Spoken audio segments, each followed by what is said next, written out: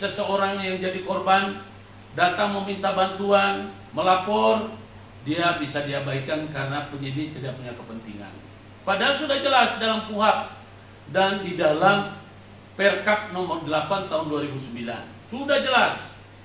Lebih-lebih ditekankan pada Perkap nomor 6 tahun 2019. Ya. Jadi kalau penyidik mau main curang, orang yang tidak bersalah bisa dibuat jadi bersalah. Orang yang bersalah bisa jadi dibuat jadi bebas. Begitu juga dengan JPU. JPU mau main curang, banyak caranya dan sudah terbukti. Selama ini JPU sering membelokkan hukum. Misalnya dia mendakwa orang yang tidak bersalah, lalu menuntut.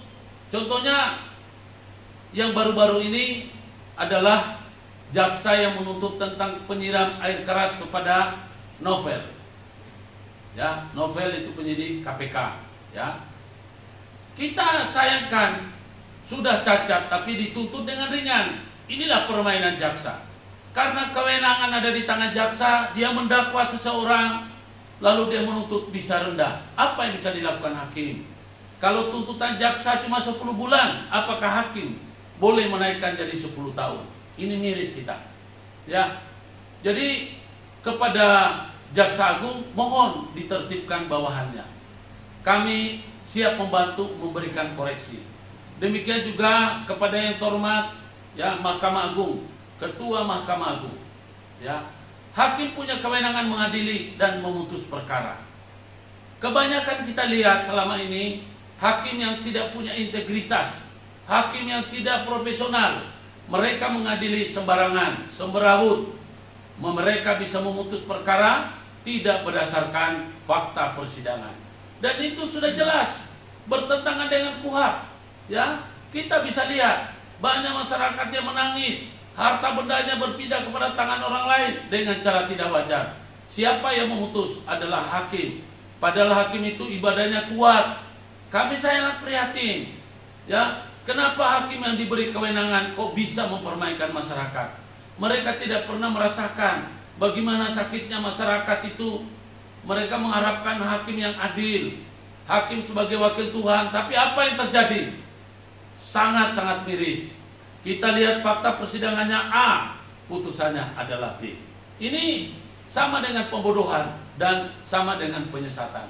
Saya aktivis penggiat hukum pejuang kebenaran, hadir di sini bukan untuk melecehkan institusi, tapi saya hadir di sini untuk meluruskan sebagai anak bangsa yang cinta keadilan, yang cinta pada negara ini, yang cinta pada hukum negara ini. Saya ingin berpartisipasi, saya ingin berkontribusi agar penegakan hukum kita tidak semena-mena.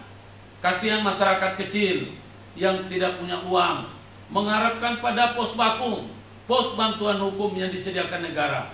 Tetapi pengacara yang membela mereka tidak bisa maksimal karena mereka hanyalah ditunjuk oleh hakim. Untuk itu kepada kita semua saya minta, marilah kita mulai dari sekarang. Yang lalu biarlah menjadi pelajaran berharga bagi kita. Kita mulai membuka lembaran baru. Saya mohon kepada yang terhormat Bapak Kapolri, tolong diluruskan penyidikan. Ya, penyidik yang punya kewenangan melakukan upaya paksa, lakukanlah sebagaimana tuntunan dan panduan Perkap nomor 8 tahun 2009. Kepada yang terhormat Bapak Jaksa Agung, ya, JPU itu punya kewenangan mendakwa dan menuntut orang yang dianggap bersalah. Maka tuntutlah dan dakwalah sesuai dengan KUHP. Jangan melenceng, jangan sampai kita mengarang. Jangan nilai setiti merusuk susu sebelahan. Saya tahu masih banyak penyidik yang bagus, yang bersih dan berintegritas, tapi dirusak oleh segelintir oknum yang punya kepentingan curang. Saya tahu masih banyak JPU yang bersih dan berintegritas, tapi rusak oleh ulah daripada JPU yang nakal dan kotor. Hakim juga demikian. Kepada yang terhormat Ketua Mahkamah Agung Republik Indonesia, marilah kita bina hakim-hakim di Indonesia. Sebetulnya hakim kita itu banyak yang masih bagus, ya, tapi dikotori oleh hakim-hakim yang keblinger, Katanya mereka wakil Tuhan di muka bumi ini, tapi memutus perkara suka-suka gue. Jadi mohonlah kepada Bapak Mahkamah Agung diluruskan. Saya setuju dengan SKB, surat keputusan bersama antara Ketua Mahkamah Agung dan Ketua Komisi Yudisial. Tetapi itu cuma surat apalah, tidak pernah dijalankan secara benar. Ternyata hakim di lapangan mentang-mentang mereka punya kekuasaan, kemandirian, apa yang dilakukan tidak bisa dikontrol. Ya, saya bisa memberikan buktinya. Jadi untuk itu, bapak-bapak yang terhormat, mohon jangan tersinggung.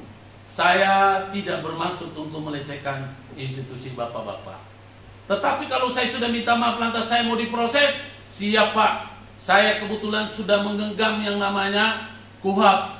Saya juga sudah menggenggam yang namanya Perkap nomor 8 tahun 2009. Saya juga sudah menggenggam yang namanya Undang-Undang nomor 48 tahun 2009 tentang kekuasaan kehakiman, dan saya juga sudah menggenggam semua yang namanya undang-undang. Jadi sekali lagi kepada masyarakat yang merasa tidak adil, silakan Anda ikuti saya dan Anda follow saya punya YouTube. Anda boleh bertanya, minta konsultasi gratis.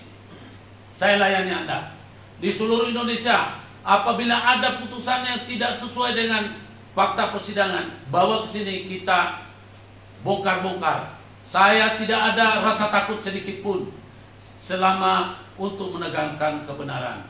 Saya siap untuk bertarung melawan yang namanya tirani kecurangan. Saya tidak bisa berpanjang lebar, hanya sampai di sini. Mohon maaf ya atas segala ungkapan saya yang keras. Sekali lagi saya terima kasih kepada pemirsa yang sudah menyaksikan acara ini.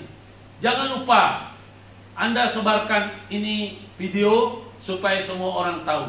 Apabila Anda menyebarkan video ini, kemudian Anda dituntut karena Anda dianggap menyebarkan hoax, saya bertanggung jawab karena ini bukan hoax.